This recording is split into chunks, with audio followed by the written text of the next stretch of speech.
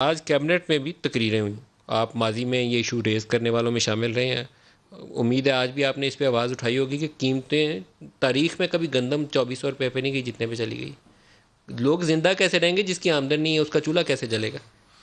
دیکھیے ندیم ملک صاحب, جو آپ کا سوال ہے وہ بالکل 100% ویلڈ ہے.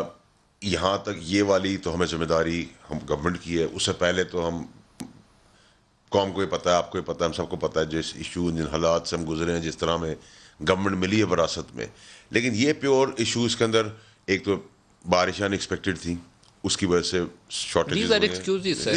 شارٹیج تو ہوئی ہیں. جب آپ تو دیکھیں نا اینٹیسپیٹ کرتے ہیں شارٹیج تو آپ کو سپلائز بیف اپ کرنی چاہیے. یہ سمپل سا یہ اصول تو ہوتا ہے. دیکھیں اس میں کوئی دو رائے نہیں ہے ندیم ملک صاحب. دیکھیں جہاں کوتاہی ہوگی کسی ڈپارٹمنٹ کی, آئی will agree, I will accept. ٹھیک ہے جی.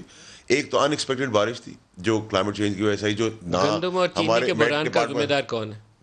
دیکھیں سر, اس کا ایک حصہ تو ہم بارشیں جو ان ایکسپیکٹڈ تھی, جو نہ فوکاسٹ کے اندر تھی, جو بارشیں قیامت خیز بارشیں جو ہوئیں وہ ایکسپیکٹڈ نہیں تھی, نہ کسی میٹ کے پاس کے ڈیٹیلس نہ کوئی چیز تھی. جہاں تک دوسری بات ہے کہ ہو گئی تھی, اور اس کے پیچھے تو دیکھیں پرائم منسٹر صاحب نے آج بھی بہت he was very very upset, بہت غصے میں بھی تھے, ناراضگی کا بھی انہیں اندازہ گیا کہ جو ادارے تھے ان کو جو کام کرنا چاہیے, جس اسپیڈ سے کرنا چاہیے یہ تھا. کس ادارے کی ذمہ داری تھی؟